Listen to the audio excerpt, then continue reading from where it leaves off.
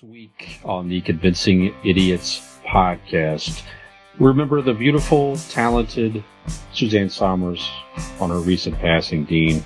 Rest in peace. We talk about the Marvel Universe may do a soft reboot with a Secret Wars movie coming out in a couple of years here. Do we like the strategy? Do we want to see anybody come back? Listen to find out. And we grew up watching television, network television, as young lads here. One of the craziest shows at the time was the Battle of the Network Stars. And we're going to bring you, in our main event, our Battle of the Network Star lineups by decade that we want to see compete.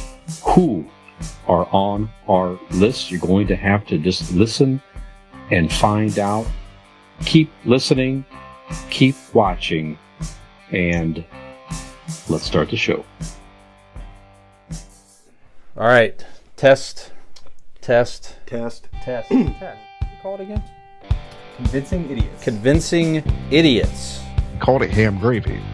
I informed them that I sided with the stat man, not just anyone's opinion, the stat man Brian Fisher. These kids today. Jingle All the Way is in fact the best Christmas movie of all time. I need to get Grandma a present, and my herpes is flaring up. I got it. Mm-hmm. Yo. I'm the millennial We're Santa. three friends representing three different generations. That's our whole shtick. That's our thing. Mm-hmm. Nick got to hold poop. Mm-hmm. I'm standing in the sea Awesome. breeze, holding a turd, just mightily. I'm just going hitting hats. Anyway, on a lighter note, And welcome to the podcast. Welcome to the vodcast. Welcome to the broadcast. Boys and girls, welcome to the show. This is Convincing Idiots. My name's Dean, the Zennial, I'm Brian, Gen X. and we are here for another fun-filled episode of Convincing Idiots. Unfortunately, Nikolai is unavailable. He actually got his dick cut in a zipper, which got caught in some sort of animal. He wasn't sure what animal, or he didn't let us know what animal, but it's a whole thing. I think the beans are above the franks. I don't know. But Nick, we're wishing you the best. We hope that you get out of the situation soon. But until then, you have Brian and I for this fun-filled, beautiful episode of Convincing Idiots. Brian, how can the people find us? Glad you asked that, Dean. So we can be found wherever you listen to podcasts. You might be listening to us wherever you listen to podcasts. We Apple Podcasts, Google Podcasts, Spotify, Overcast, you name it, we're there. Just simply find us, the Convincing Idiots podcast. Give us a follow or a free subscribe. You might be watching us on our YouTube channel at Convincing Idiots. Give us a free These subscribe. pretty faces. That's right. Exactly right. Give us a free subscribe to our YouTube channel. We put video episodes up there, segments, promos, all that good stuff. So follow us over there. All show information can be found at two main places. Our Linktree page is simply Google Linktree Convincing Idiots. It's links to our social media, etc. And if you go to one place, go to our website, convincingidiots.wordpress.com. All show information is there. Links to new episodes, links to videos, bios, ways to sponsor the show. Our merch store, Dean, is there. Give us money, bitch. That's right. If you do anything else, you can give us money, goddammit. Yeah. Yeah, we got to help Nick out here. He's stuck out in Springfield somewhere. That's all we know. In a field. That's it. Yeah. We got to get him squared The away. zipper situation, it's rough. It's rough. Yeah, exactly right. Exactly right. If you do anything at all, tell a friend. Rate, review on Apple. It helps others find the show. Share our stuff with some friends. We appreciate that. That's how we grow. And we appreciate your support out there. Yes, sir. And I'll note there too, Dean. So we're shooting this on Wednesday, October the 18th. It is, we shot our first episode 3 years ago yesterday already. Yeah.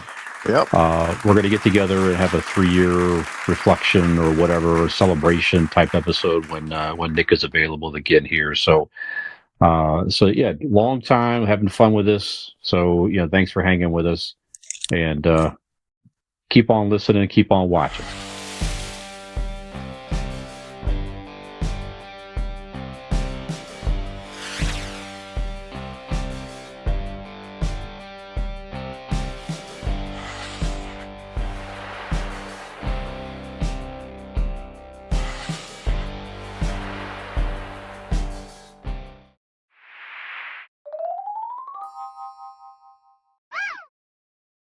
All around the world, we get listeners from Germany to India, Mhm. and I mean, I'm an asshole, and I talk a lot of shit and make a lot of jokes, but Mhm. well, what I consider jokes. But this isn't. We actually do have a lot of different listeners and viewers from around the world, and I can't even imagine that deal, right? I mean, I'm so appreciative, and I know Brian is too, and Nick is too. Of course. How appreciative we are for anybody to take the small amount out of their life, an hour or hour and a half, to listen to us babble on about horse shit. Mhm. I can't how appreciative I am. Yeah. And we are for this. Just thank you so much. It is appreciative. Absolutely. And our sources show, Dean, that we have we assume very intelligent and attractive people recently have picked us up and maybe given us a couple listens from Sweden, the United Kingdom, and Australia. We may have some additional viewers and listeners out there. So if you are listening from those countries, thank you, welcome, and drop us a note. Our Let's know website where is you're our listening emails. from. Yeah, exactly. Convincingidiots@gmail.com. You can find a link to that on our website and everything else as well. So love to hear from you from across the pond, if you will. Well, you get a lot of those kind of the analytics from that. But Yeah. I was doing my own analytics of this, and Sure. I haven't let you know this, but Brian, but it is actually a known fact now that our listeners, on average, have the biggest dicks from any other podcast in the world.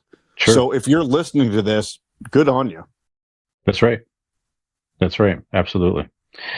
All right. Well, how have you been, sir? Over the past week. Now we're shooting this on a Wednesday. We normally shoot on Thursdays, so we're a day early this week because of some personal things you got going on. So, how are you? What's going on in your life, sir? I'm good. Well, we had to do this because Friday we have a wedding coming up.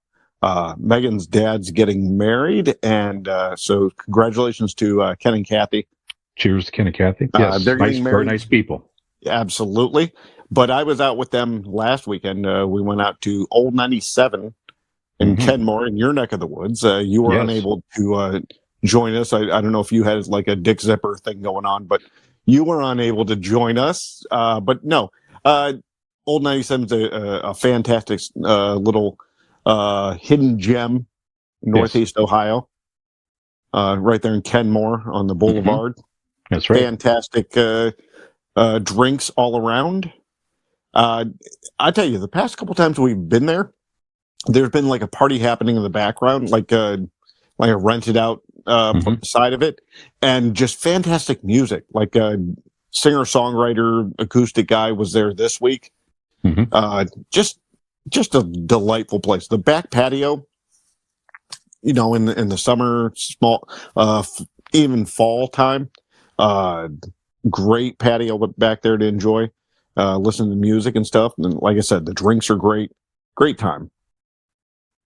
Yeah, it's a historic place. I mean, that was that place was on there used to be a trolley line in this area. That was the last stop on the local. We'd asked about that. Is that going down? Would that have been like the down Center Street where that grass is in the center? That's exactly. Okay. That's exactly right. Yep. Yeah, that place is around for a long time. Yeah, absolutely. Yeah, but other Anything than else? that, go ahead. No, other than that, just hanging out. Carter had his last baseball game of the season. Fall ball, right? So Nice. so for the last game, they didn't play baseball. Actually, they played kickball. And the coaches played with them, and yeah, it was a good time. A little cold, but not as cold as it has been in the past with some of the fall ball nights. They ended it, I think time wise and weather wise, just in time. It was chilly, but it was good. Kids had fun. They got to have cider and donuts and whatnot. And I got to explain to the coach, because they were doing cider. I got to explain to the coach my love for cider and bourbon. He never heard such a thing, and I'm like, well, you're missing out on life there. Yeah. So, other than that, life's been good. Just working, living, and loving. That's Very about good. it. Excellent. What about you, Brian? What's going on with you? Yeah, last week I couldn't make it there Fridays. Allie and I went to her daughter's football game. She marches in the high school band locally. She's a senior. So we did that. Then went out to Hudson, Ohio, to the Brew Kettle. So we give them a shout out here. So very nice a brewery in downtown, just outside downtown Hudson. Good food, nice beer selection, nice place, great vibe, all that stuff. So if you're in the Hudson area, go check them out. They have a nice patio. It was a little too chilly for the patio, but we sat inside, had a great evening hanging out there. I hear they also have, if you want to Ignite beer, they have one on tap. Yes, they do. Absolutely. Ignite for Barberton, for sure. Good beer. She has one more game. One more game this Friday, and that'll be her last marching band performance. It's got to be touching the fields there for Allie there, huh? Yeah, it's an away game too. So I told her we're going to go across the field and on the other side. We're sitting on the other side. We're going to sit on the when the band marches. They always play to the home side, of the bleachers, the stadium rather. So we're going to go over there and sit and watch her final marching band performance on the field. There's another band show. There's a couple of more things going on this weekend. There's a big band show they do annually and this and that inside. But yeah, it's I went through that with Peyton, of course, when you're seeing the final everything. It gets, it can be very emotional here and there. That's that phase of I love the high school years, and that phase is, definitely some of my most fond memories with my daughter growing up. So, yeah, you'll see someday, certainly. But like, it seems like, you watch them becoming an adult, and they have they grow their own personality, and they kind of come up on their own and become, who they're going to be, right? Yeah. So I'm sure it'll be emotional. You did all right, because Peyton is, turned out to be a fantastic young woman. I mean, take away the Joey situation, but other than that, she's become a fantastic woman. Thank you very much. I appreciate it. I'm very proud of her. Yeah, she's doing well at work. I mentioned before, she got that new job in graphic design, which she got her degree in from Kent State. She's doing well. They're giving her more and more projects. They like her. Good. She loves it, and they're talking about sending her out to Vegas in January to be part of their company expo thing. They have a showroom out there. They're going to come out and have her go. It looks like they haven't officially told her that, but it looks like that they're going to ask her to go with her manager and some other people. So, yeah, just representing, man, doing well. If I can, Brian. I know we have listeners around the world, locally, globally, but I'm gonna send a little message to Peyton. Peyton, I know how to change locks. That's all I'm gonna say. That's all I'm gonna say. There you go. Just there you go. Just in case. I can help out. Just in case. Yep, that's right. That's right, Joey.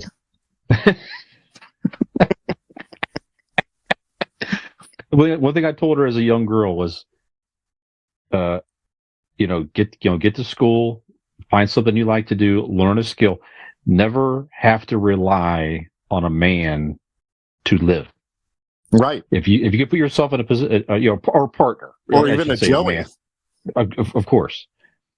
I see so many poor ladies. So many poor ladies out there. They get into stuff, and you get into a long marriage or relationship and all that type of stuff, and if something happens, it's it could be tough. It could be a tough transition to be on your own with a single income, if whatever. So yeah, And it's got to be rough she's doing enough. well.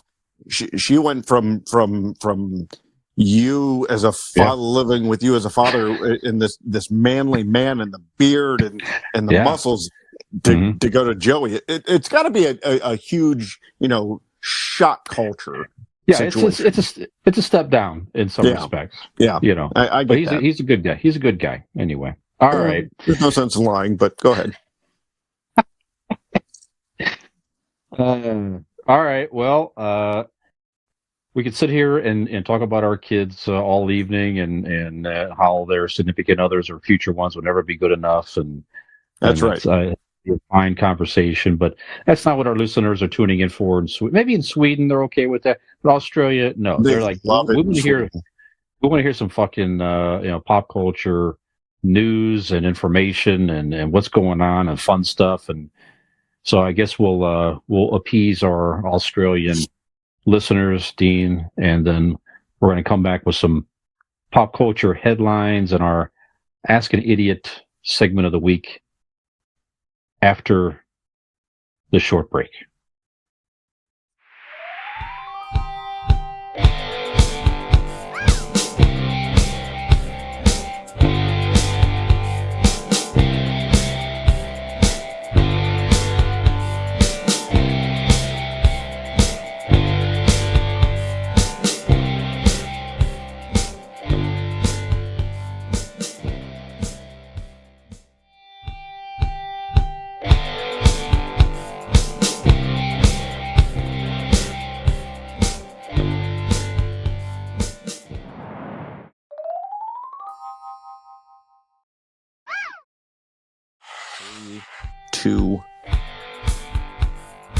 Welcome back to Convincing Idiots.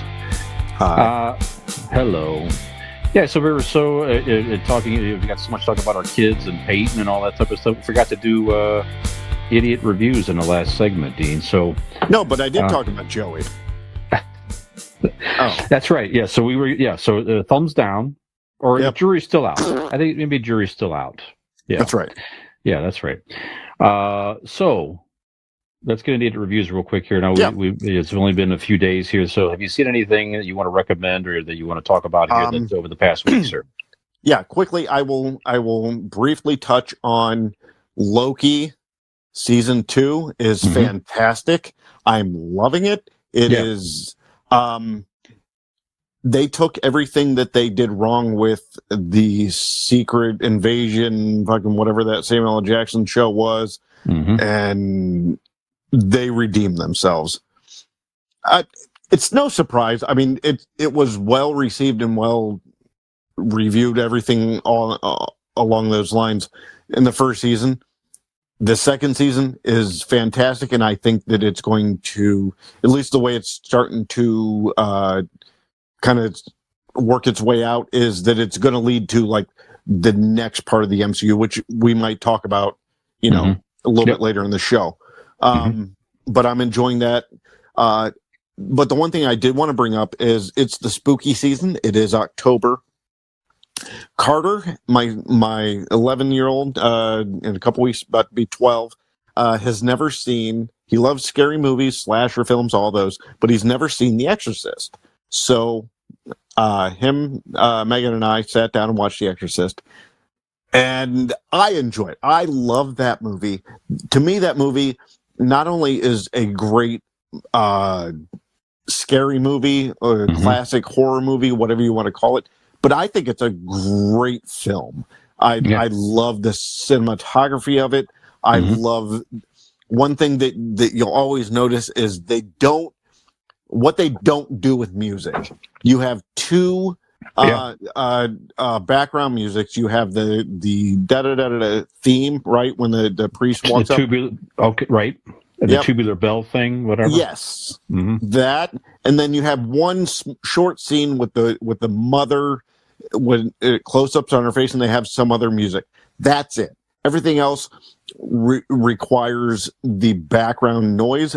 There's a party where the music's playing, but that's the party music playing in that scene, not the score, right? And I love that. I love that they don't tell you what's scary because the music is telling you it's scary. It's just the acting's good. I love the idea of the storytelling they're telling with the priest and the background of every character is just, I love the film. So I bring it to Carter and we play it, and he has, like any 11, 12-year-old in 2023, he has the attention span of a fucking gnat. You ring a bell, he will be distracted. But he did sit and watch it. And I was very happy about that. I was very impressed by that. I think he got up to take a piss once. Other than that, he sat down and he watched and paid attention. And at the end, I asked him, I said, Carter, you just watched this classic horror movie, this classic horror film. What did you think? I don't know. It's kind of boring. What are you going to do? He did watch it. I give him that. He sat through it, but he thought it was boring.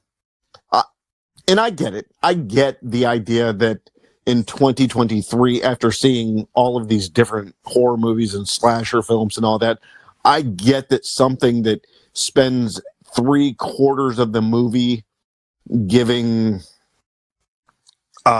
character background and then giving you only 1/4 of the movie with the horror part. Okay, I get where it would lose you. We're from a different time. We're built different, but it is what it is. At least he went. At least he stuck around and watched it. So I'll give him that. Very good. Yeah, I didn't realize it was the 50th anniversary of that movie, 1973. That's crazy. Crazy. Yeah, and I know I've talked about it before, that the previews as a kid, now, of course, in 73, I would have been like 5 years old. So I was a little kid. Yeah. So I remember even seeing the previews, and that was that just the previews alone creeped me out. Sure. The music and the shadows. I still remember vividly. I was never afraid of the dark and all that as a kid. But I remember one particular evening seeing that preview, and I refused to let my mom turn my light out when I went to bed. And she let me keep the light on. That was the only time I remember keeping the light on as a kid, because I was so scared about something. The stupid preview of that movie. So it's still creepy today. Anyway. Yeah. But like you say, all those years later, you have so much access, like you say, to so many horror elements and everything. I could see where as a kid, it's like, where do I see the horror elements and this and that and the other? So, yeah. It was between that and the Amityville horror. I think I should have gone Amityville horror. That'll be sometime before this month's over. I guarantee you'll be bored by that too. Really? Guarantee. I'll see what he says. Oh my god, that was one of your favorites, but I'm interested. I want to get the Carter review. That is the only movie that scared the shit out of me. Yeah. When's the last time you watched it? Oh, it's been a while. You don't think it holds up? No. You're gonna let down. That's okay. We'll see. Okay. Maybe I'm wrong. We'll give it a run. Like, I hope not, because, like, first of all,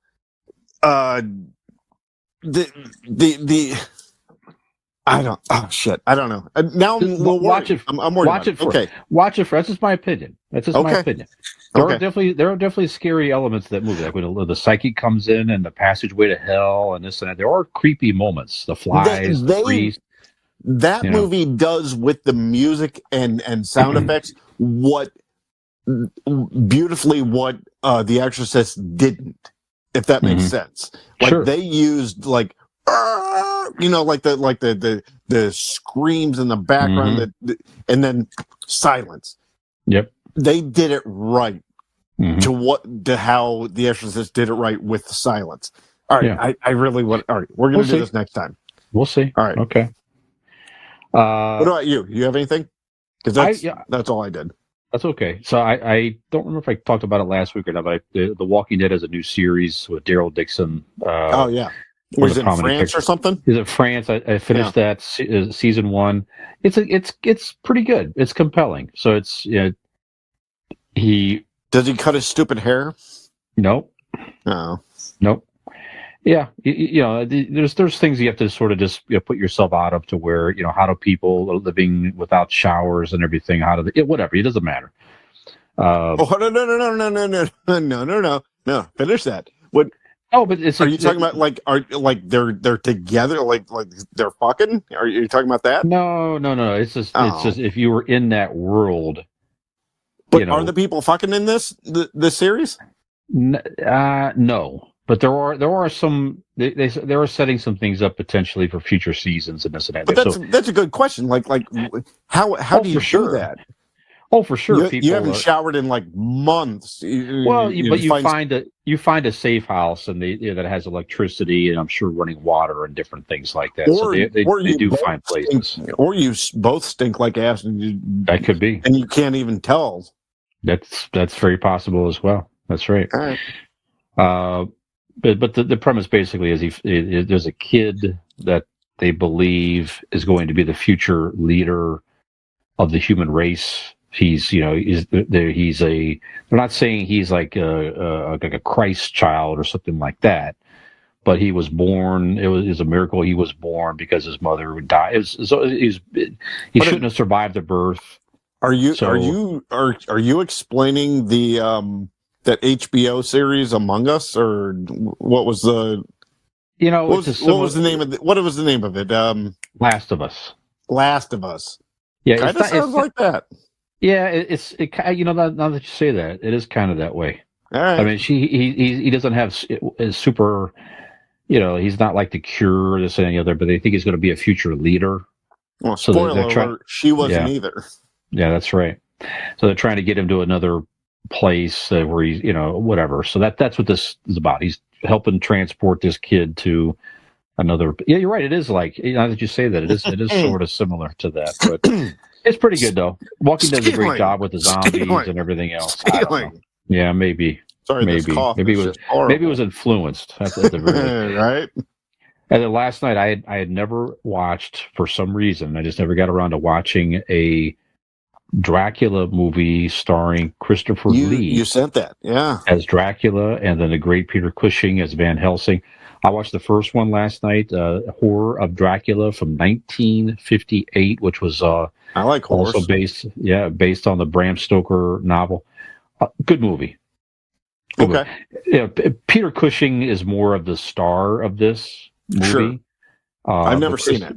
Yeah, it's solid. You can find it on Max. Okay. HBO Max. They had that. They had the Universal collection. Yeah, so it's right there. That's why last year I watched the Frankenstein. Mm-hmm. Okay. For the first time last year. And this isn't even a Universal. This is a Hammer was the production company. They made I didn't realize he made 10 movies as Dracula, something like that. Crazy. Christopher Lee. I mean, and look. I mean, talk about the Star Wars connection. You have Grand Moff Tarkin and Count Dooku in the same movie. Right. That's right. Yes, it's worth a watch. It's if you like the Dracula movie, it's Christopher Lee's great. Is it the original, like the first or whatever? The first is called Horror of Dracula from 1958. Okay, and that's with both of them in it. Both of them's in it. Okay. Yep. Great check stuff. That out. A lot of fun. It's in color. I'm assuming it's longer than Frankenstein. Yes, it's like an hour 45, something like that. Solid, easy watch. I enjoyed it.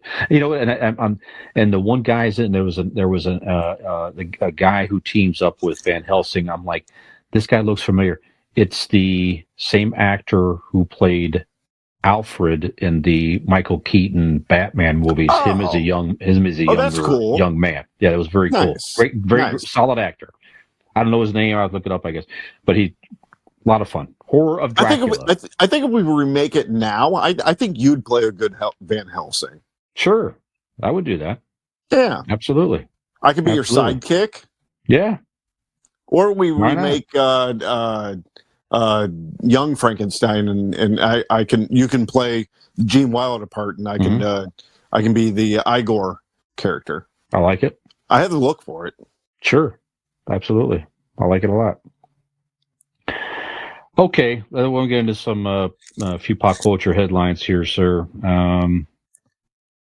Well, I was going to we, say we need to start with it.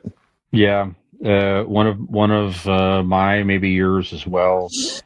Might have been Absolutely. one of my very first, at least Boners. one of probably as close as I could Yeah. get at the time. Yeah. But definitely one of my Close very as you can first get childhood. now.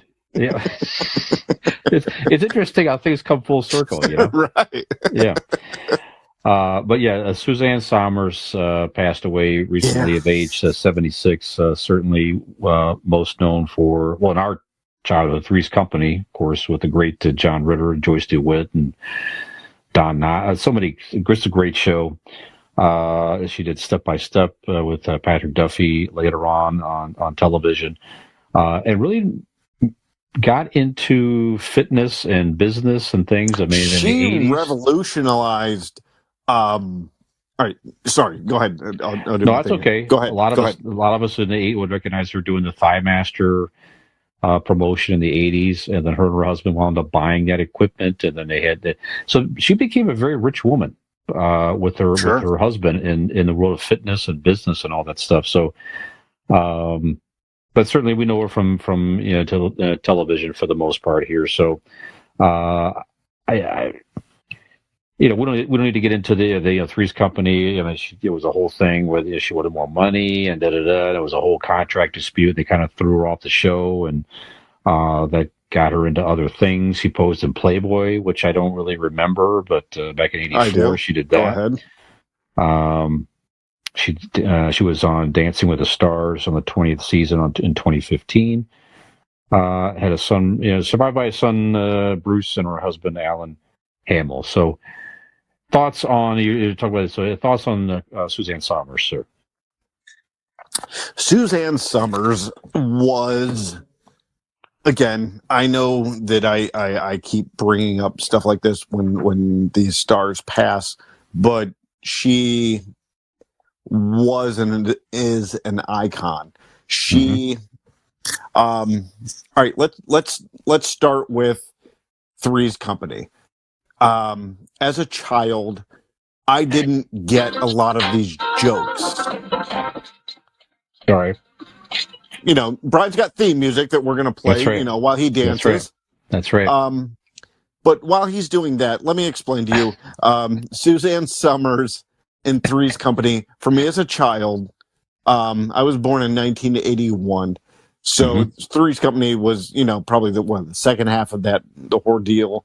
I watched the reruns, however it was. Suzanne Somers, I didn't get a lot of these jokes that they were doing. I go back now and watch it, and the jokes are clever and cheeky and all that. But back then I didn't get it. But the two components of that show was the deadpan stare of John Ritter and the smile and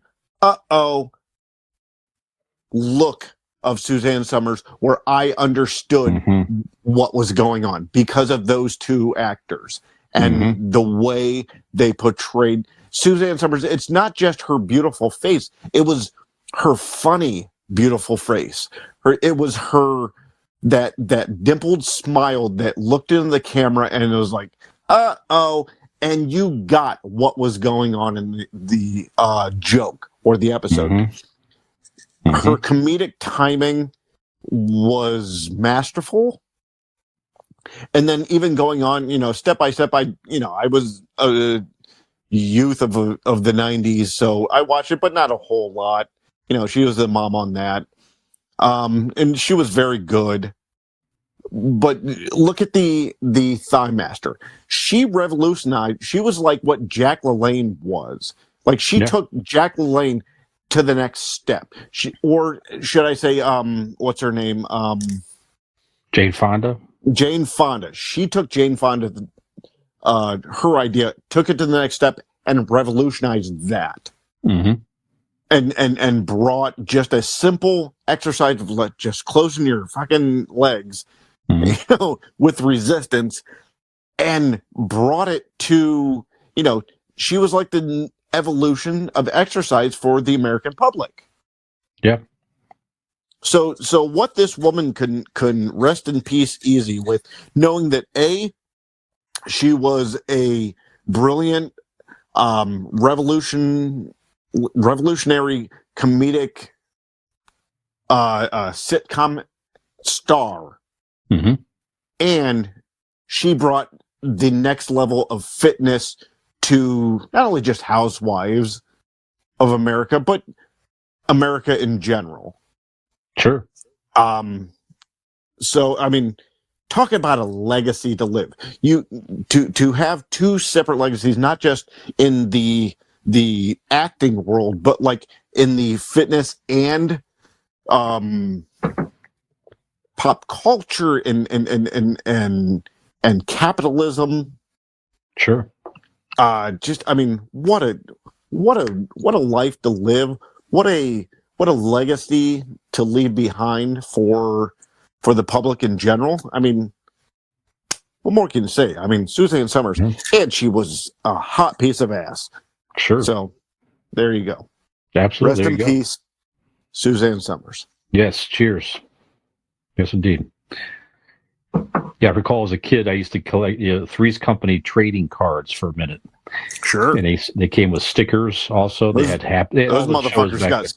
I bet all the fucking cards were sticky. Mm-hmm.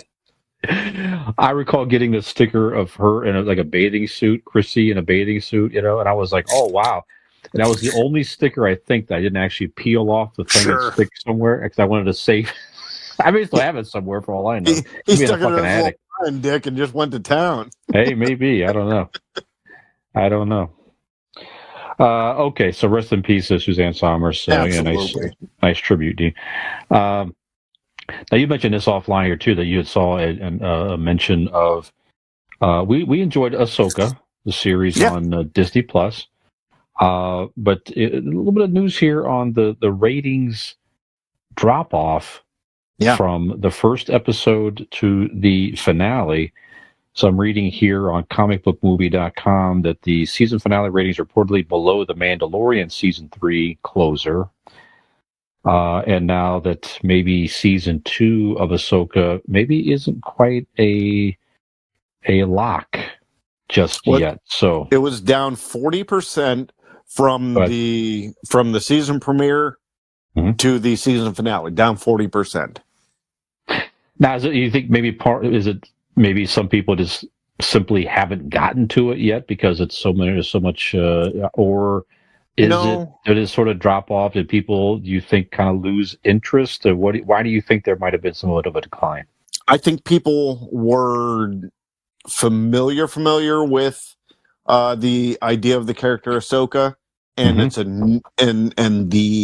the trailer was awesome. You also got to see her in the Book of Boba Fett fighting with a lightsaber. So you got all of these outside elements getting people attracted, and it's simply a new Star Wars show. So you're going to have all these people flocking to it, just like probably the first episode of whatever Marvel show is going to come on. You're going to have people go and initially check it out. I think what hurt it, unfortunately, was the average common fan didn't watch the cartoon of Rebels or any of those books or cartoons or whatever with Ahsoka in it. So if you are just the common fan that knows of the 9 movies, you see this trailer and go, oh, what is this? And then you watch it and you go, oh, I have to know this character and this character from something I don't understand what's going on. You're probably going to tune out. And unfortunately, that's, I'm assuming, what happened. Now you have the diehards. The diehards are there. The diehards stuck around like us that watched. We watched or were familiar with the Rebel series and the Clone Wars series. So if you were any sort of a diehard fan watching the Clone Wars series, this was heaven. Sure. You got to see this come out and form in real life, and watch the real life Clone Wars series happen for at least one episode. Mhm. Jesus, I mean, you're fucking rock hard watching this. But unfortunately, the average fan, not average, the fleeting fan, the I know all the movies, but I don't kind of deal with the whole series stuff, or even worse, the cartoon stuff. Those are the fans you want. Those are the fans you need. But they're not sticking around for something they don't understand. So that's my opinion. If that makes sense. No, it does. If you're a person looking for Luke Skywalker type stuff, it's not here. But it all ties together. I hope they don't scrap it. I mean, I think it's a very interesting character and a very interesting part of this universe. I don't know. Overall, I thought it was great. I did too. If you haven't seen it, if you haven't got around to watching it, if you're a Star Wars fan, go check it out. And again, so maybe some people too might have been thinking, well, I didn't see. I mean, to your point, I didn't watch Rebels. I'm not going to know what's going on. I'm going to set this one aside. Maybe I'll watch the first episode or two. I don't really quite get it. And again, you don't really necessarily need to have watched Rebels to get into it. Probably helped, but I didn't see one episode of Rebels, and I understood what the heck was going on just fine, So, go ahead. But I think the lacked or average common fan of Star Wars isn't going to give it, the benefit of the doubt you did. They're just going to go, oh, all these characters, I don't know a single one. And they're going to walk away. I personally think that the lightsaber fights were the best lightsaber fights since the prequels. Yeah, very good. Yeah, very good stuff. Do you bring incorporating Anakin into this again? I thought was great. Jesus. Love seeing Hayden Christensen. Yeah, I mean, absolutely. You didn't get quite the reaction from me that you did when Luke Skywalker came, and took Grogu. Yeah, but it was strong. Yeah. Carter and I look at each other. He's sitting on the couch, I'm in my chair, and we both fucking eyes bulge out when we realize, that Hayden Christensen's back. That's a great moment, and that's what Star Wars should be, especially now for people of our age, and it should be enjoying those moments with your children. So. The lap Star Wars fans or common Star Wars fans, what do you want to call them, are catching it, because they're aware of this movie and that movie. But the people our age that has these kids that we've indoctrinated them in Star Wars, it's from birth, who their third word was fucking Yoda. We are the hardcore fans that are sticking around and watching it, and I hope that they don't scrap it, like you said. I hope they give us more, because, if you lose us, you got nothing. That's right. All right, so hang with it, Disney. Give it another shot. Yeah. Okay. It's funny. I was just smiling when you said about the kids. As you know, my daughter Peyton and her boyfriend Joey went as Han and Leia, and their dog went as Chewbacca for Halloween, where they had early Halloween party. So that was a very cute costume. Did he go as Han or did he go as Blah? He went as Han. Oh, I misunderstood that. All right, we kind of mentioned this. This is a strong shit on Joey episode, isn't it? That's all right. Yeah, that's okay. That's all right. Toughed him up. That's right. Toughed him up a little bit. Thick skin, boy. That's right. So we mentioned this last week. We don't need to talk about too much here, but as we knew that the Taylor Swift movie was coming out, the concert movie. It's already the highest grossing concert film in the U.S.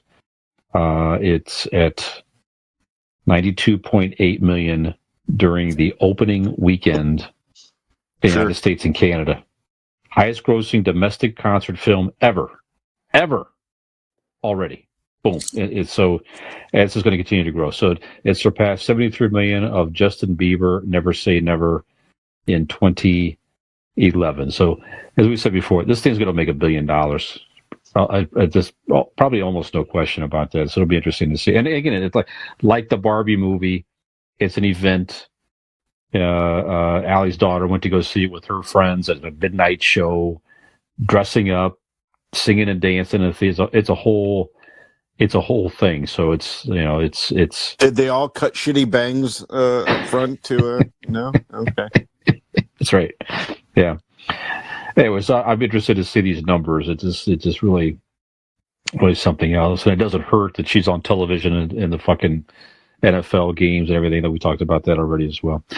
Another person getting a lot of attention in social media, maybe not as positive attention as Taylor Swift right now, Jada Pinkett Smith. I don't know if you saw this or not. So she has a book. I'll tell you what, I have seen different responses and jokes on Twitter. I honestly have no fucking clue what you're about to say because I haven't followed any of this. I have no clue what's going on. So I'm very interested in what you're about to say here. Yeah, so she has. I'm learning. That's okay. She has a book coming out, so she's doing the touring with the book. One of the things that she mentioned in the book, write the book, so it's all out there. Basically, that her and Will Smith have been separated since 2016, and they've been publicly maintaining that their marriage has been intact. So that means that the slap and the whole thing with Chris Rock, they were already apparently separated, and he made this whole to-do about, his wife and this and that and the other. So the marriage has been over for years, and they've been maintaining a facade?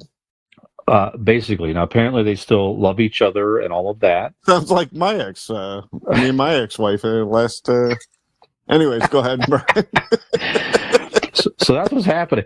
And then, Will Smith got some extra. He's been trolling some people on social media as well, kind of making fun of this, where on his Instagram accounts, he's been making here's my thoughts on our mayor, whatever. And it's like he's not really saying anything. And there's noise. It's a whole thing. So then you wonder, is this even serious what they're talking about here? Or is this all just a ploy to sell more books and this and that and the other? But it does make sense, I guess. Okay. You understand their relationship and then some of the stuff that's come out here. So, yeah. So if that is true, what a strange thing to admit publicly like that, where there's going to be a lot of backlash. And then it's like people are asking about it. Like she was on the Today Show recently when this, they talked about this a little bit. And her take is kind of, it's none of your business, sort of, but you made it our business by putting it in your memoir. Why the fuck would you write it if it's nobody's business? Yeah, so it's a whole strange turn of events here. So yeah, so that's what it is. Living a facade for years. Again, together, care about each other, probably great parents, I'm guessing. I don't know anything. But yeah. Again, you're talking about them or my ex marriage. I'm talking about them. Oh, them. Okay, them right now. Yeah, I got confused. I'm sorry. Well, you guys are good parents, but just more we talk about living in the facade for several years. Probably a lot of people do that. Honestly, sure. In some respects, it makes them maybe more relatable to a lot of people, because a lot of people, I'm sure, where sure. You're unhappy and you're just sort of together and you don't know what to do. You don't know if you get your way out of this. You have kids, blah, blah, blah. And yeah, so who knows why they're still maintaining this. Money, too. I mean, sure. There's a lot of money wrapped up in probably the whole deal. Oh, sure. And this is definitely going to get attention for both of them. It's probably going to sell some more books. Did I read something? I don't know if it was a joke or... again, I don't care about it. So when I see Will Smith, Jada Pinkett Smith, jokes on Twitter, I kind of brief past them, but I saw one that did he fuck Margot Robbie? I've not seen anything about that. All I right, don't maybe I read a shitty joke on Twitter, but I read something about it on Twitter. Maybe it was a joke, but I don't know. All right, I so don't know. if it's not authenticated in the book that you're talking about, we'll move past it. That it's just a shitty joke that I read, not true. Yeah, but if it is, good for you, bud. sure, absolutely. Moving on. I didn't realize there was a new Alien movie coming out. Did you know that? Yeah, I read something about it. Yeah. Yeah, so there's a new Alien movie coming out. Alien, let's see here. Alien Romulus. Apparently, the Ridley Scott, he's the original director of the original Alien, not the original, but the director of the original Alien, I'm trying to say. He saw it and said it is, quote, fucking great. So really, yeah, I don't know when this comes out though. I'm not really. Oh, here, let's see here. It's do you have a August next year? Premise, anything? Next year. It's a summertime movie starring aliens. Joaquin Phoenix, Vanessa Kirby. Wow, hits theaters November. I love that you just pronounced it Joaquin Phoenix. Joaquin. Yeah, Joaquin. What is it? What is it? Help me out here. Joaquin Phoenix. Joaquin. Yeah, thank you. Jesus Christ. If there's only a fucking promo that needs to be cut. Joaquin Phoenix. It stars great. Kaylee Spawney, David Johnson, Archie Renault, Isabella Merced. Is slated to. Oh, that's a different movie. So that's Napoleon. I'm cross-referencing. Dude, have you seen the previews for that Napoleon? Yeah. Holy shit, that looks awesome. Yeah. So Phoenix is he is Napoleon. I'm cross-referencing the movies. Forgive me. We need to go see that as like going to a fucking adult movie. Absolutely. We need to go see that. Yeah, that'd be great. Okay, so Alien comes out August 16th, 2024. Napoleon comes out is this year. But Jadaquin isn't in isn't in the Alien movies. He is not. Okay. Fair. Yes. Yeah. That comes out around Thanksgiving, November 22nd, 2023. That'd be nice. A nice Thanksgiving week event there. Yeah, absolutely. Okay. But yeah, Alien next summer. Awesome. Let's do it. Next summer. That'd be a lot of fun. Absolutely. As far as plot, I don't know. I don't think there's any plot in the article, a clip that I pulled here. But the original director thought it was great, so that's good enough for me. I read a little bit about it, and I think 3/4 of the movie is just the alien going around to everybody going, "It's pronounced Joaquin, dickhead." Yeah. Yes. He eats everybody who mispronounces the name. Absolutely. I'm not even going to try to fucking say it again. I thought this was a nice Disney, and we'll talk more. Maybe we'll do a topic on this a little more. But Disney Studios, so this is like the animated studio for Disney, is celebrating 100 years. How about that? Yeah, we got about 7. All right. So, and apparently there's a new short on Disney Plus that I wanted to check out in part because they have all these cameos from all these Disney Studios creations and characters throughout the years, including they brought back the original voice of Robin Williams as the genie in this short, and it says they did not use AI, so they had to do whatever, pull clips and different things to bring back Robin Williams from the Aladdin genie character in this short. So I've seen a few stills online of this thing, so it looks very, very nice. So I'm gonna check out. It's the let's see, it's Disney. It's 100th. What's it called here? It is called Once Upon a Studio. Is the short on Disney Plus right now? 100 years. Yeah, so maybe a future. maybe a future topic we'll do some of your favorite Disney Studios movies and this and that. Yeah, So that'd be certainly many classic movies Well, and characters something I throughout the just years. read. I want to throw this in there. Go ahead.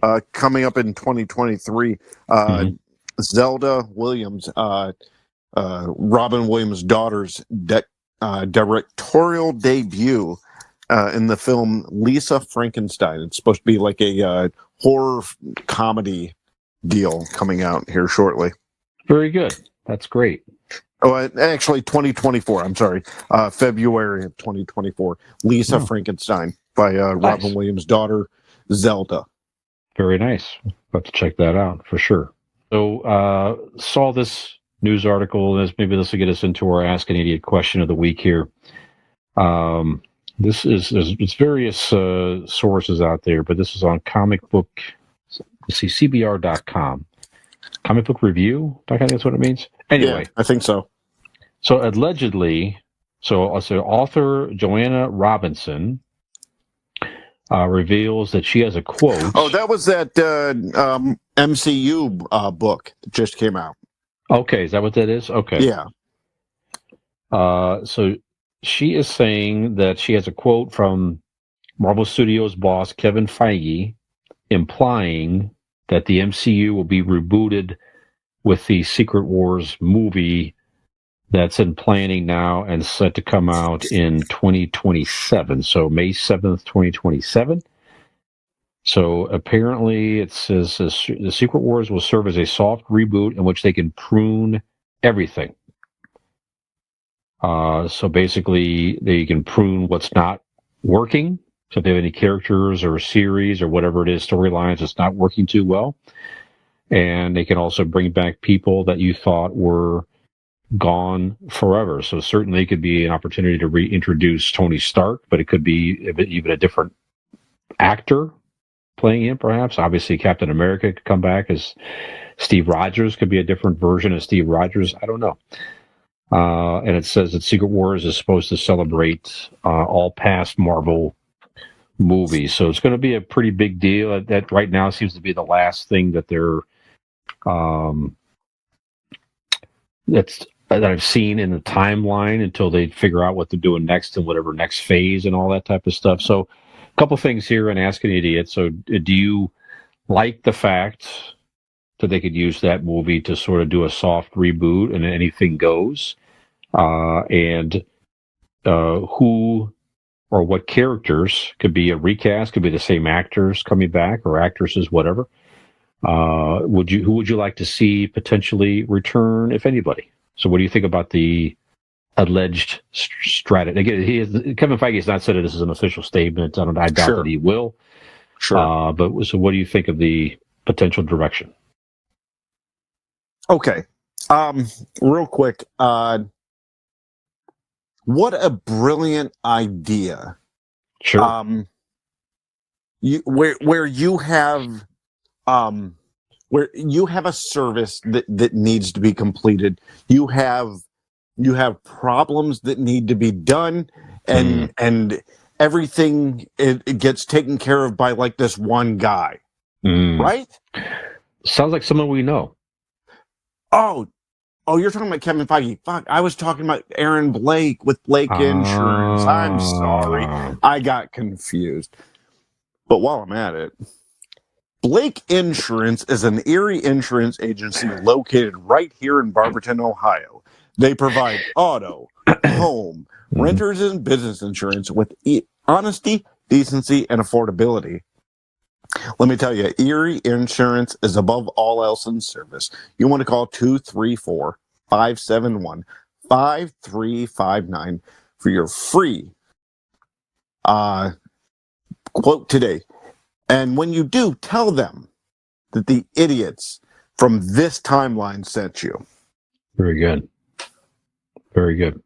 Okay, so that read out of the way, I do think this is brilliant. You started back, what was it, 2008 with Iron Man, and you started with quite frankly, a character that nobody knew or cared about. and you booted this whole MCU, and it just steamrolled into this brilliant casting and brilliant storyline that culminated into Endgame. You did everything right. You pissed off Hollywood in general by going, you know what? Fuck Citizen Kane. We have Iron Man. You know, that type of situation. And after that, you put. You kind of started running out of steam. You started putting out these characters that you didn't care about, you didn't know about. Yeah, you didn't know about Iron Man, but you had Robert Downey Jr. giving you Iron Man. So everything started slowing down, running out of steam, started to seem stale, started to seem overworked. And when you do this, you start losing fandom and people watching, which is why you're doing this. So what comic books can give you and what the MCU can give you, and DC, fucking pick up your goddamn notepad and take notes. Star Wars, jot it down too. What you can do with these fantasy worlds is reboot. Yeah. And when I mean reboot, I don't mean just go, all right, this is just a new Tony Stark and this is his thing. No, you can go in there and go, and what they're gunning towards with this multiverse, you can go everything, That's right. because like they're talking about what they're doing in Loki is the timeline is circular, and that there is going to be an end, and then it will start over again. You don't have to mention 616 universe or 818. Nope. You can, at the end of Loki or at the end of whatever Secret Wars, you can have that culmination go bam, silence. Of course, that's right. White. And just start with Iron Man again. Sure. And fucking, if John Stamos walks out with his fucking chest held high, you go, that's Iron Man. Let's do it again, but in a different variation. You can do all of these characters, different variations, different actors, and some the same, because variants vary. So you can have all of this. You have a blank slate whenever you want. If you're making art and somebody shits on your canvas, you wipe it clean and start over. That's what they're able to do, and I hope that's what they do, because we're fans of storytelling. When we're done with that story, which it seems kind of we are, start it over and do it different. There you go. I'm with you. I think it's a great strategy, and they have to. Yeah. They have to do it. And the comics do it all the time. All the time. If you're not that familiar with the comic book storylines, I don't care if it's Marvel or DC. I mean, you wonder, do they ever do that in the comics? Hell yeah, they do. Every couple years. There's been now several number one issues of Superman, Batman, Spider-Man. Because they take the story so far, and then they have to make a decision. Well, what do we do with this? And then very often they'll just, like you said, they'll reset the unit. They'll create some event. DC certainly had that with Flashpoint. That was their chance in the storyline to reboot. And that's what they're going to do now. Yeah, they reset back to a younger Superman, a Batman, and all that type of stuff. And then Spider-Man in the comics have done that a couple of times. I mean, Spider-Man at one point in the comics was a grown man. Peter Parker was a grown man running a successful business. And at some point they said, we're tired of Peter Parker being a man, and they reset him back to a younger guy again. It's like, well, how does that work? Well, it works because it's just, they can do it. That's what happened in my marriage. Well, there you go. That's right. How could you go so far with an older guy? Yeah, you bring in a younger, stronger dude. Absolutely. That's right. Just keep the storyline going, You know, Works for eventually he gets replaced. You know what I mean? I don't know. her. Right. I don't She'll know. reboot it. Sure, absolutely, but you have to. I can't imagine, and it's where that you can't continue these Marvel storylines long term, in my opinion, without you can't not have Captain America. Right. I mean, the Falcon, that actor, he'll do a great job. No question about Yeah, that. That's absolutely. fine. We're not saying you can't have a black captain and all that crap. No, that's not what we're saying. You have to have Look, Steve when Rogers. you reboot it, if you want to make Steve Rogers black or Sure. Indian or Asian, Whatever. do it. But Fantastic. you have to have Steve Rogers. You have to have a Tony Stark. Yes. You just have to. It brings so much to that universe.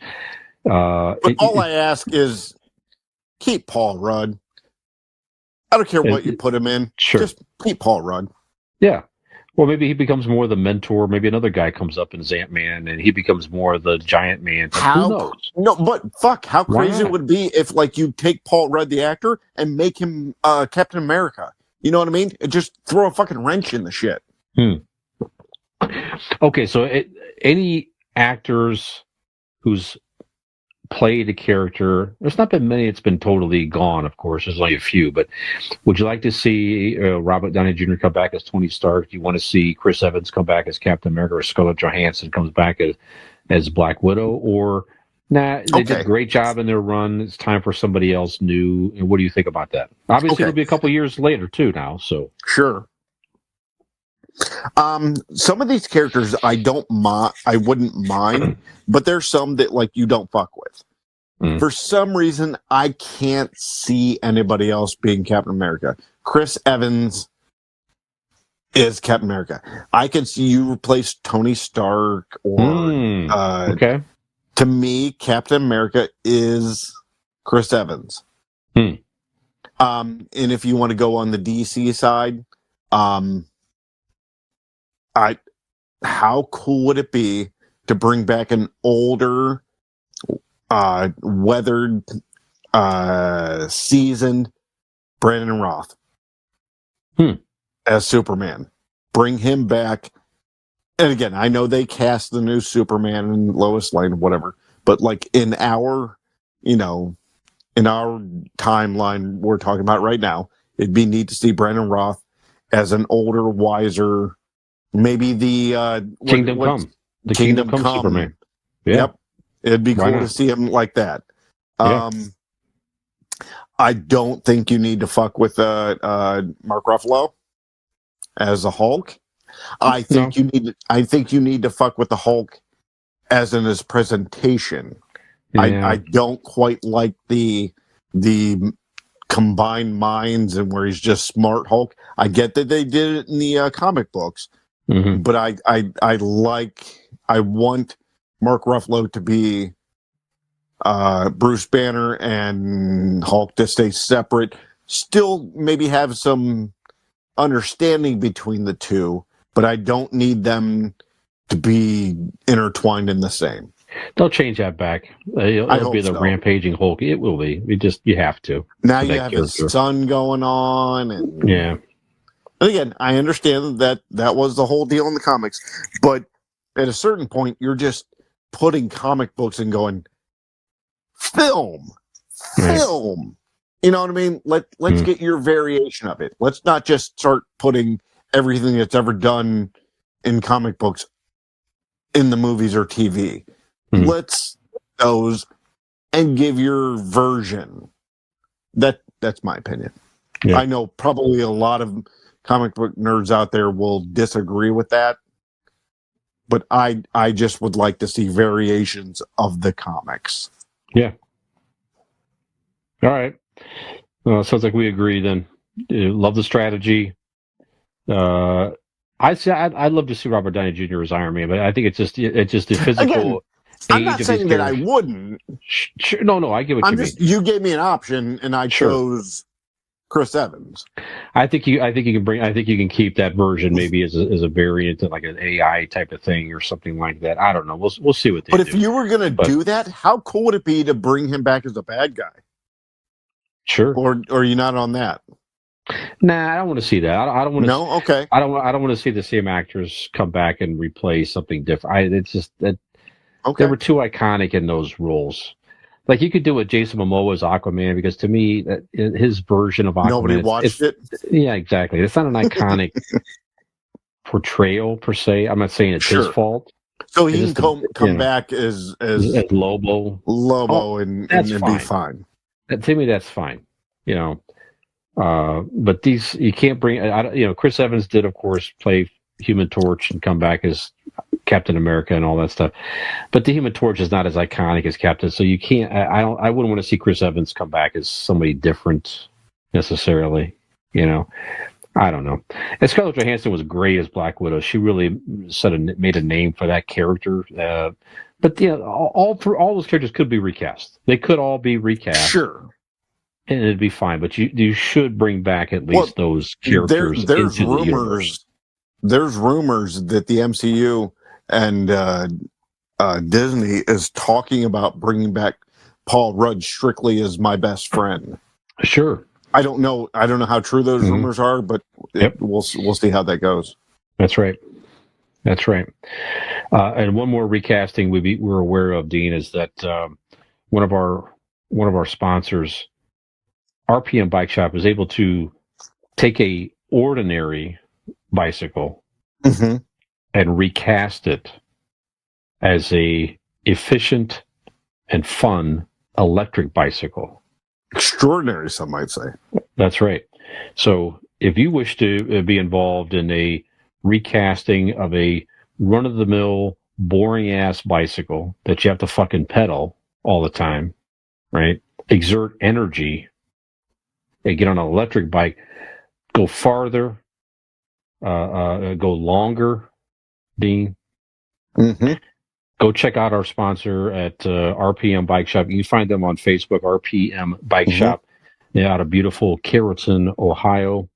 Or give them a call at 330-808-7792. And tell them the Convincing Idiots podcast told you that you needed to be recast into a better bicycle. Do you have a news flash coming in, Dean? I'm sorry. I hate to interrupt this read, Brian, but I do have news flash. Nick, with getting his dick and balls stuck in his zipper, was able to get on an RPM bike and ride safely to a medical facility, and he's going to be okay, ladies and gentlemen. Fabulous. Thank you to our sponsors. Thank you, RPM Bike. There you have it. All right. Well, Dean, we have heard of the battle of the network star. You and I are I'm a Gen X and you're a men of certain ages. Yes. So as young lads on network television, at some point or other, we watched the battle of the network stars. Yep. And that iconic television program is going to it's going to be the main subject. Our main event. That's right. And we may come back. We may bring back the ghost of Howard Cosell to introduce that segment. We're not sure. That's right. But we'll do that right after the break. 7 Central, your favorite TV stars are hot and ready for action in the wildest competition ever. They're sharing all the thrills and taking all the spills in the all-new Battle of the Network Stars at 8/7 Central. Thursday.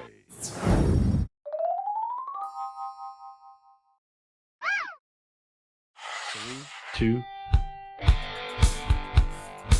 Ladies and gentlemen, welcome to the main event. In this corner, we have the Silver Fox. He is the stat man, Brian Fisher. And the lesser-known corner, we have the drunk, the grump, the unfortunate soul, the old Dean. Ladies and gentlemen, welcome back to the final segment of the program. In our main event, Brian, this is your deal. This is your idea.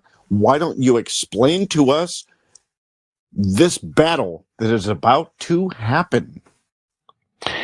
Yes, I saw this question on X that somebody had posed. No, it wasn't even on X. Excuse me. I'll take that back. It was in a Facebook group, Geeks Are Us. I give the guy full credit, Seth Weiner, just a guy in this group on Facebook I'm in. Thank you, Seth. He posed a question about the battle of the network stars. So this was if you're not familiar with this, this was a crazy idea of television back when this is pre-cable days, where they had the three back to the three networks. Fox was not around yet. ABC, CBS, and NBC. And they brought in actors and actresses that played on shows on those networks, and they had them compete in various legit looking events, like track and field type events and different things. Camp events. Yeah, camp event, right? Tug of war, yeah. Sack races, shit like that. But they were out there, running around and trying and competing, and some of it got pretty serious at times. And you had people like the great Howard Cosell, former announcer and stuff, hosting these things.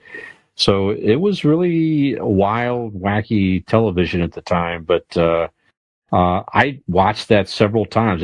Back then, you have limited choices on television. But I always thought that was kind of neat to see those actresses and actresses. I mean, at a certain point, you could watch Jamie Farr, Klinger from MASH, go against fucking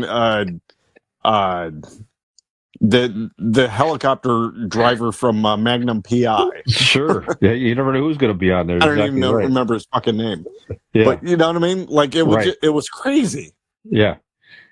Yeah, nutty. You got to see some actresses in this short. It was crazy stuff, Anyway, so we talked offline, Dean, and we thought it'd be fun to do this here. So you want to explain the rules here, sir? Okay. So we're gonna have TV stars from the 60s, 70s, 80s, and 90s. Mm-hmm. We're gonna break this up because of our generational gap. Mm-hmm. Brian is going to take these 60s and 70s TV stars. Mm-hmm. Again, given that they're from the era they are from the networks, ABC, NBC, CBS. Mm-hmm. And then I'm going to take 80s and 90s. I might move over, given my 90s situation, I might creep into another network. We'll see. Yeah, and that's okay because of the way that TV kind of evolved. We didn't get into streaming. That's why we kept it in the 60s, 70s, 80s, and 90s. We wanted to just at least stay on network TV. So we're going to do that. And networks of what did you call it then? Battle of the Network Stars had four men, 4 women. We're idiots, just like our Mount Rushmore. We don't know what we're doing, so we're choosing 5. 5 men, 5 women from our respective 20-year gap. And these guys are going to compete in tug of war. They're going to compete in obstacle courses, gauntlets, whatever sort of. And again, we're not focusing on the games themselves. Correct. We want to focus on the actors from this era and these shows who we think would help us and benefit in winning our competition and why. So, let's start. Since I just talked way too much, Brian, you start. You can start men or women. I'm going to leave that choice up to you. Who are you going to start with for your team from the 60s and 70s TV stars? You want to do like all women one at a time, then men, or go back and forth? How do you want to do this? Let's go. What do you think? Honestly, both would work. Let's go man, woman, man, woman.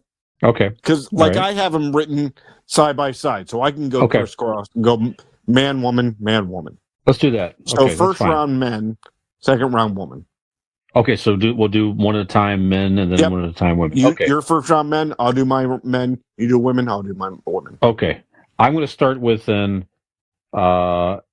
This guy is going to compete in anything well, I believe. But if you do a tug of war, you better fucking forget about it because I'm going to give you the original Hulk, the great Lou Ferrigno from the 1970s Hulk television show. Not the Hulk himself.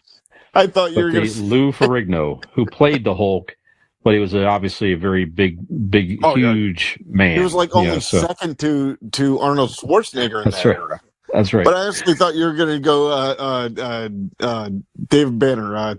What's his name? Oh, Bill Bixby? I'm like, well, that's who we're starting with. No, but Lou Ferrigno is a great first choice. Don't make Bill Bixby angry, though. God damn it. No, that's true. Yeah, that's right. That's right. Yeah. All right. So I have to match that. I have to match that power, Brian.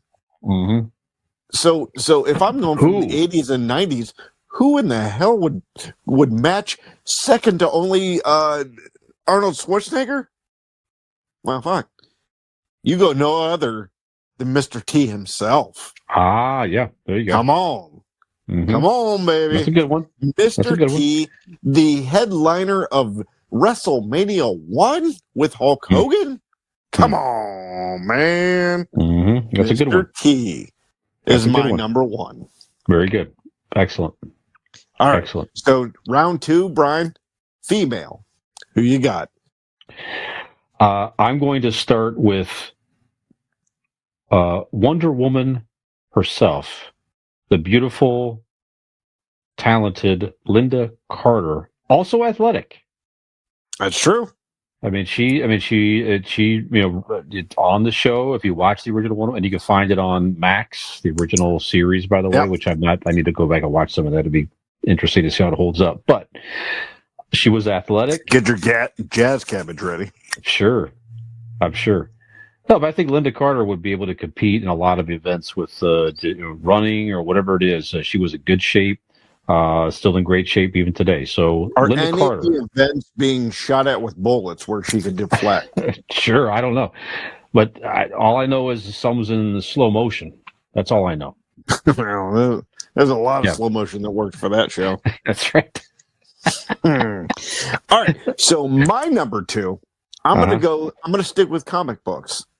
Okay, but it's not the end of the comic books that you're thinking. I'm going the 1990s. I'm going Lois Lane. I'm going Terry Hatcher. Sure. Yeah. From the Lois and Clark series. Mm-hmm. I've always said, and I've said in previous podcasts that we've done, that she is in one of my favorite movies as a youth, Cool Surface. Mm-hmm. You know, you want to see it, check it out. You got some stuff showing.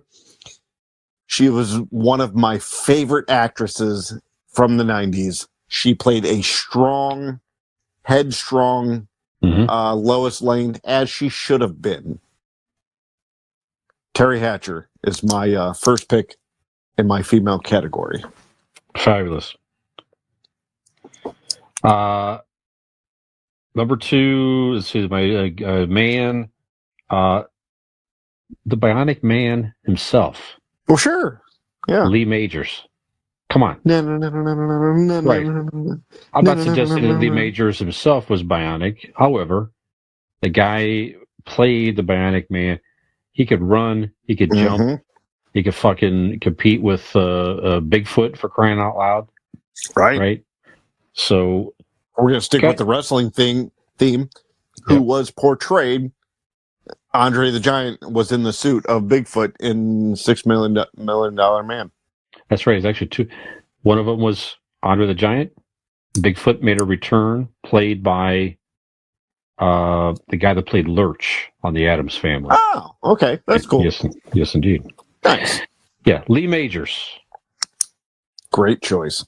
Yes. All right.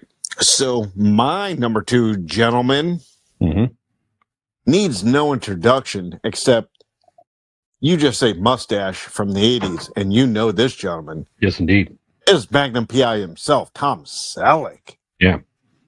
The sexiest man of 1980s. Tom Selleck. With the mustache and the hair and the hairy chest, and you have the Hawaiian shirts. God damn, Tom Selleck. I'm gonna shake your hand and smell it later. Absolutely.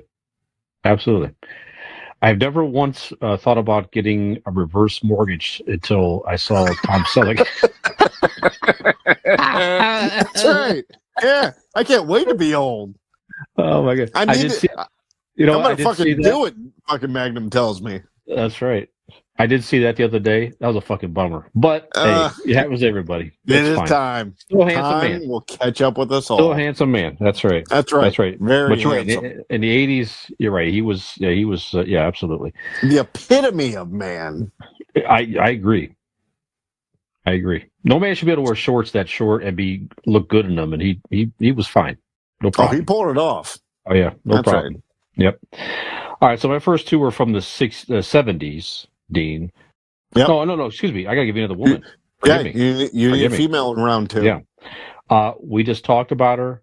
We just honored her. Suzanne Somers.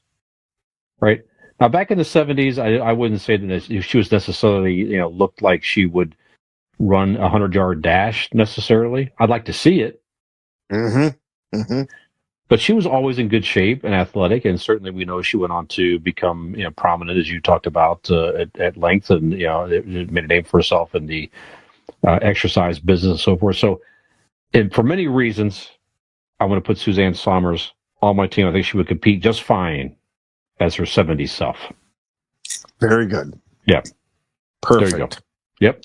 All right. My round 2 female is going to be the Slayer herself. Sarah Michelle Gellar, Buffy the Vampire Slayer. Yeah, good one.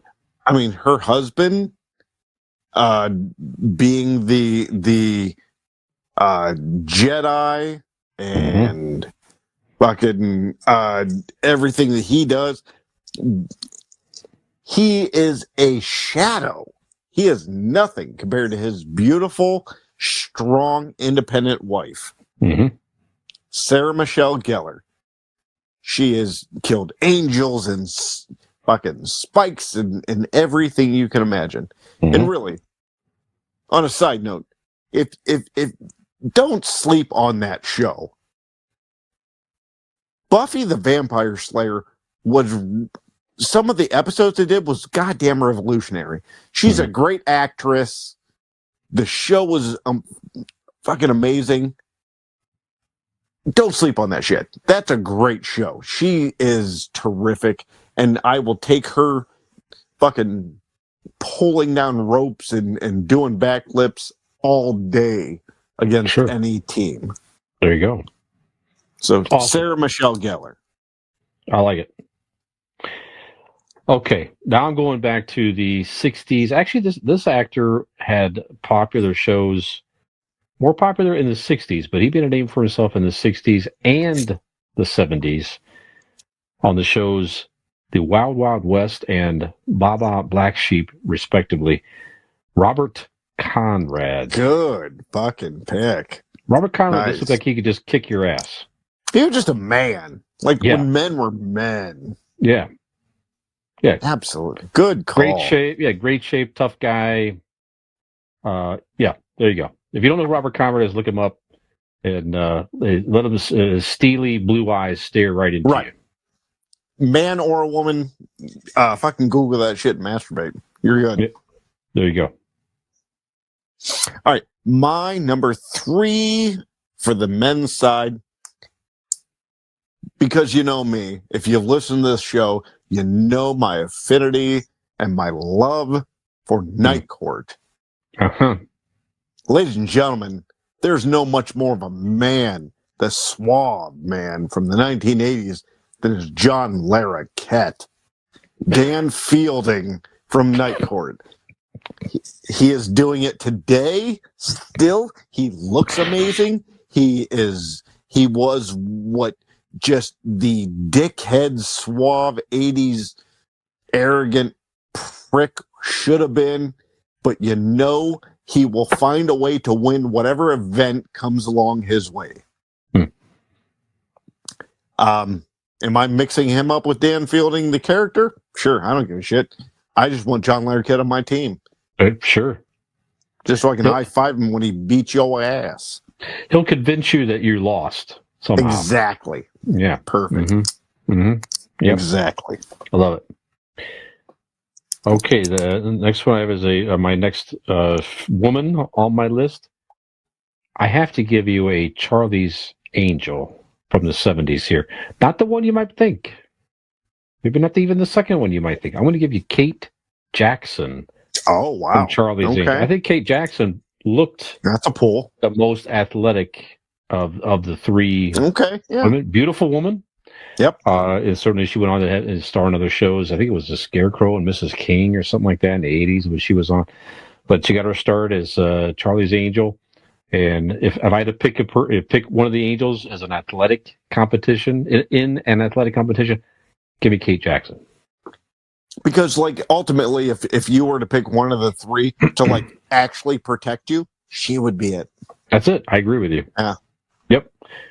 That's right. All three are badasses on the show and everyone they brought in, but she just strikes me as the most athletic. That's it. I get that. Yep. All right. I've heard that I harp on things too much and I linger longer. I don't care. I'm going to stick with Night Court. Ladies and gentlemen, my female number 3 is Marky Post. Oh yeah, that's a good one. From dealing with scumbags in the night courts of New York City to dealing with the fall guy. Sure. Marky Post with that hair and that body. Jesus Christ. Marky Post will always be my number 1, but as of this list, she's my number 3. Sure. Love it. Very good. Next guy. I'm going with Punch. The great Eric Estrada. Nice. From Chips. Yeah. Eric Estrada, I'm sure in the 70s was on many a wall of a young woman. He did this actual show, probably, right? I'm sure he probably did. He had to have. Yeah. He had to have done an actual Battle Network Stars. And with Jamie Farr from MASH and just fucking tearing it up. Yeah, come on. Yeah, Eric Estrada from Chips. There you go. Guy, just looked like a guy that could compete in any type of camp event, whatever it was. Yeah, so even today he could probably do it. Yeah, this guy's in good shape. Absolutely. Why not? There you go. All right. My number 4 gentleman. I switches one around because I had one guy, but I put him as an alternate. I'm going the Ultimate Man, the relief pitcher of relief pitchers. Mayday Malone, Ted Danson from Cheers. Good one. That dude, like we said about Eric Estrada, that dude today could still fucking go. Oh, sure. We could all be so lucky to... I don't know how old he is now, and I don't care because he is timeless. Ted Danson is a star and a fit star at that, and he will bring my team to glory. Ted Danson. Absolutely. Great choice. Great choice. Okay, I have my next female on the list. You have to go with. I guarantee. I know this actress was athletic. The character she played was one of the most athletic female characters on television. Played Batgirl in the original Batman TV series. Yvonne Craig. Nice. So. guarantee Yvonne Craig could compete in any goddamn camp sport you throw out. Yvonne Craig going to do just fine. Is that she could play Batgirl? She could play any of these sports. Well, She played there Get you It go. Up. I know that. Absolutely, sure. All right. My next female, I'm going to have to cross out because, like, I think given these 20 years, we wouldn't have overlap, but we did. Really? Yep. Because fucking Three's Company lasted from the early 70s to the 80s and then step by step. So Suzanne Somers was on my list, so I'm going to give her to you. You Well, called she her could out first. represent different. She could represent different But decades. no, I have somebody else to replace Okay. her. That's All right. why I have alternates. Okay. And this one's kind of fun. I'm gonna go only because I want to see her do it in character. I want to see Mama's Family and her do all of these fucking Vicki Lawrence. Sure.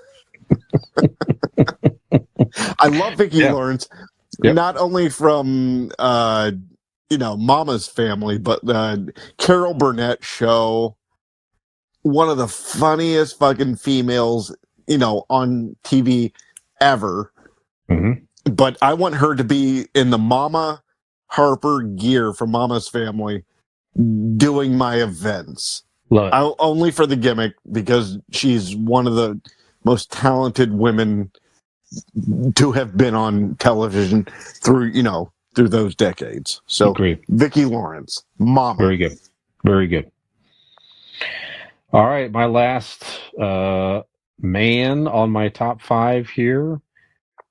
Definitely the most fittest man on the island, and the smartest man that he played on the island, Gilligan's Island, that is. So Russell Johnson, who played the professor, nice, on Gilligan's Island. So Russell Nice Johnson grab. was on some great Twilight Zone episodes, also in the '60s. We watched the one with the time travel one when we hung out. That was the John Wilkes Booth one. That's correct. Yeah. That's correct. So, just Russell. He just strikes me as, again, handsome man, athletic dude. He can go out there and compete in these games. He can He's hold a himself. fine Like, competitor. if he fist Absolutely. fought you, like he's not going to beat you senseless, but he's going to hold his own. Absolutely. And give you a Absolutely. fight. Absolutely. Russell Johnson. Nice choice. That's my All right. that's my 5 dudes. Go ahead. All right, my 5th dude Mm-hmm. simply is timeless. This man has been not only in every fucking generation of TV shows, but every generation of movies, been in the most iconic movies, been in now some of the most iconic podcasts. Literally. Ladies and gentlemen, Rob Lowe will fill out my final gentleman's bracket. Very good. In the 90s, he was in The West Wing, so there you go. That's right. Yep, that's So right. he counts in the TV shows, and he was on for many, many seasons. Yeah. So the very fit, and health conscious, and if you listen to the podcast, very down to earth. Yeah. Rob Lowe. Yeah, him and like John Stamos are eerily, and Paul Rudd. They're like those guys that just like don't seem to age. They slow down their aging. See if we found out that all 3 of them are just variants of each other. Could be. I like Could be this vampires. You never know. Ooh, I like this. No, good choice. All right, my 5th woman. I don't know. She was definitely athletic, even on the show that she was on. And if you would happen to have a fencing competition, you better fucking forget it, because Carolyn Jones, who played Morticia Adams, rounds out my top 5 females. Very nice. Yes, indeed. All right, my 5th and final female. I get the 90s, so it's kind of unfair. I apologize, Brian, because like you have Morticia, You give me fucking Who- Zap or somebody? Zap. God damn it! I have Oh, you Xena, know, that the was- goddamn warrior Oh, princess. hell yeah. That's a Lucy good one. Lawless. Yeah. There you go. The There you go. queen of like 90s action TV. No, that's great. That's a great one.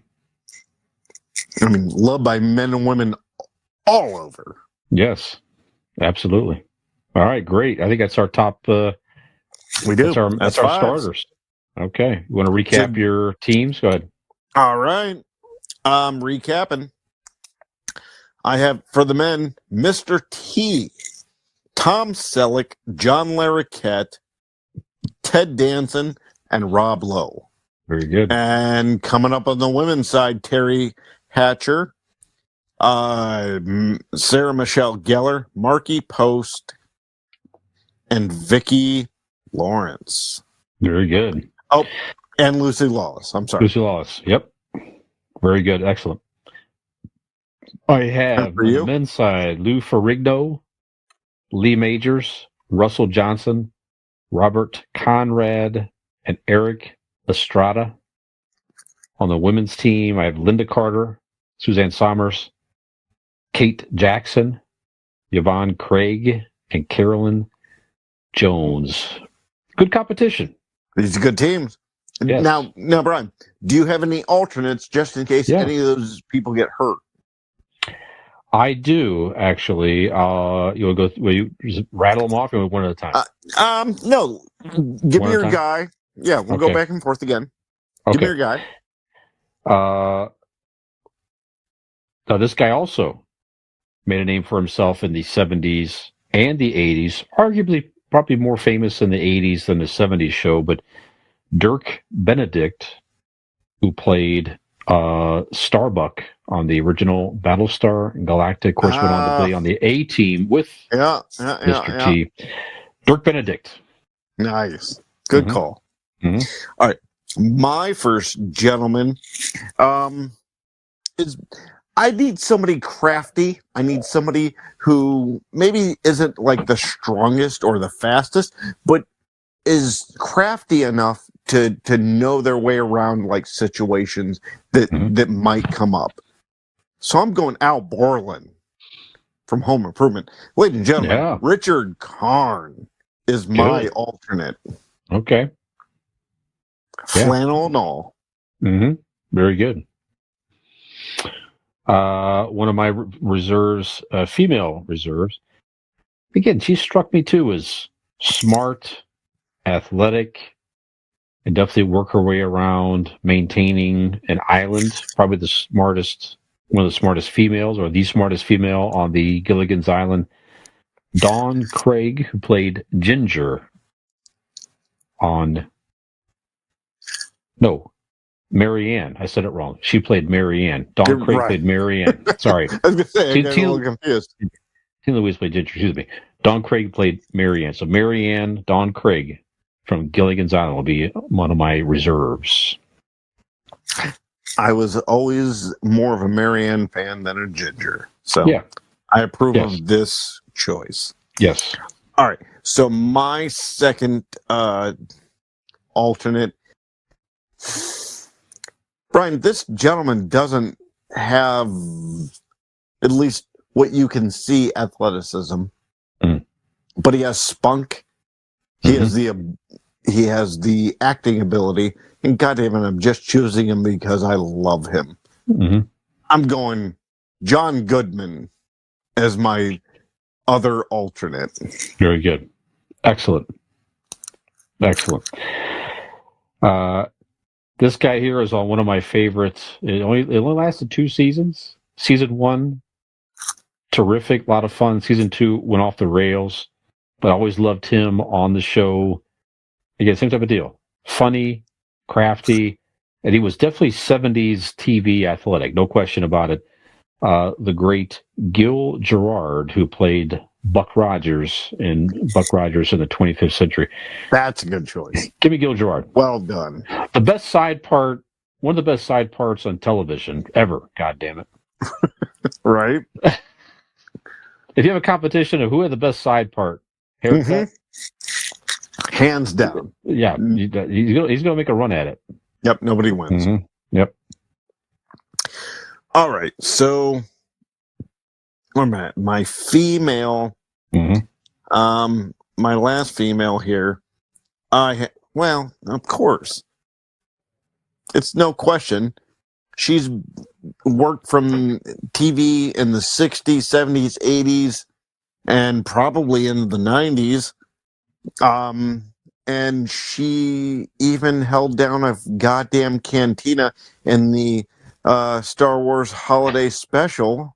Yep. Who else better to have as an alternate who would kick ass when needed? God damn it, I'm talking about B. Arthur, baby. Yeah, sure. Yeah. B. Arthur. Yeah. Probably winning an arm wrestling competition. Hell yeah. You know, something. It's hard to like, pull an arm over when I have an erection. So yep. A cigarette right in your eye. Cigarette smoke, probably. I hope so. Yep. Mm-hmm. Take it all from her. Another one from the 60s. Another female made my reserve list here. And again, beautiful, smart, looked like she was athletic as well. And definitely on the 60s rerun television shows, one that was like, as a kid, really, was like, hey, again, it made me understand that women are neat. The beautiful Barbara Eden, I Dream of Jeannie. Yeah. Mm-hmm. And again, still today, great shape. Looks like she's in great shape. I mean, she'd make all my dreams come true. I'll tell you that. That's right. There you go. Any others? No, that's my alternates. That's my team. Mm-hmm. I'm good. Okay. Yep. I'll mention real quick. Now these were not net. So I had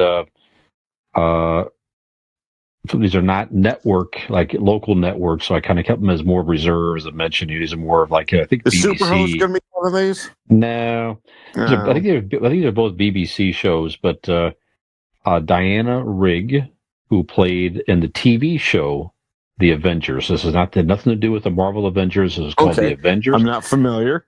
And she went on to play Teresa Bond on Her Majesty's Secret Service and James Bond movie. Great actress. Just kicked ass on the show. They made a movie version of The Avengers, which I don't think did that great. But anyway, definitely a kick-ass actress. And one more Mayo from I think it was a BBC show, The Saint, who also went on to be James Bond, my favorite James Bond growing up, the great Roger Moore. Give me a young Roger Moore from the 60s. That's a good choice. Yeah.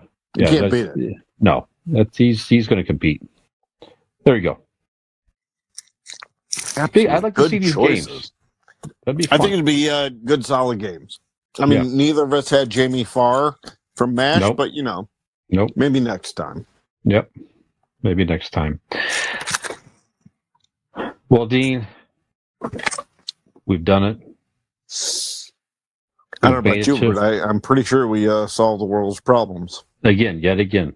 Absolutely. We've made it to another Nick-less episode. Yep. It was rough, but we did it. That's right.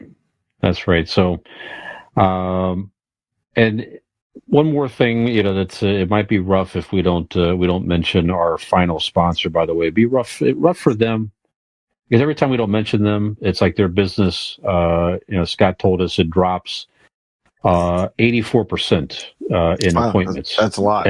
Every week that we don't mention them, so we better mention them to make sure that they stay in business. It'd just be unfair not to. That's right.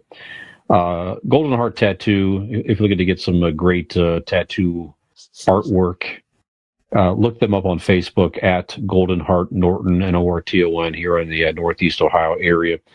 Find them online, goldenhearttattoos.com, or give them a call at 234-706-2982. We wouldn't mention it if we didn't use it.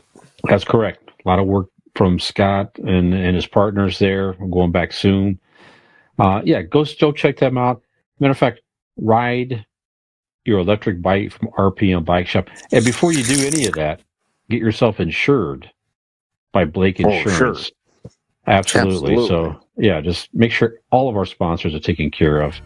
Let me give this a run, Brian. Yeah, Real please. quick.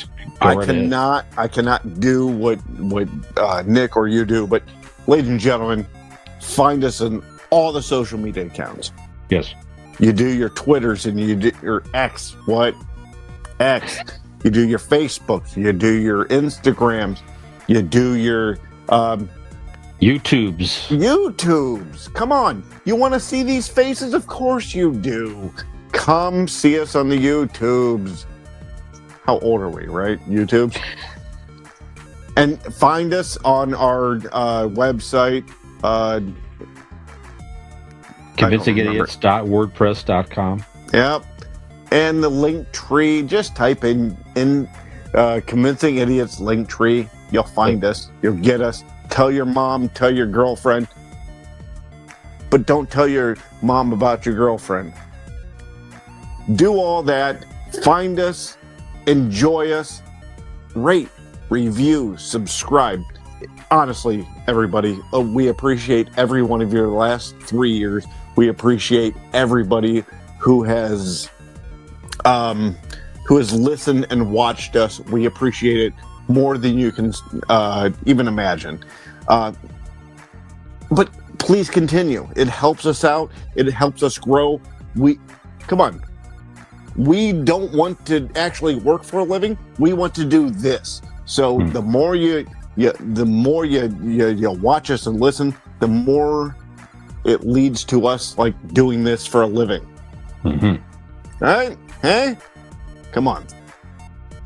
But again, all seriousness, thank you, one and all. It is to take a little bit of our lives and give you joy for at least 20 minutes. Honestly, it is an honor and a privilege. So we thank you. Brian. Can't add any more than that. We appreciate your support, and we hope to see you back next week. Hi, this is Millennial Nick, along with Gen X Brian and Zennial Dean. Hey, if you liked that video, which we really hope you did, you should like and subscribe. That would be great.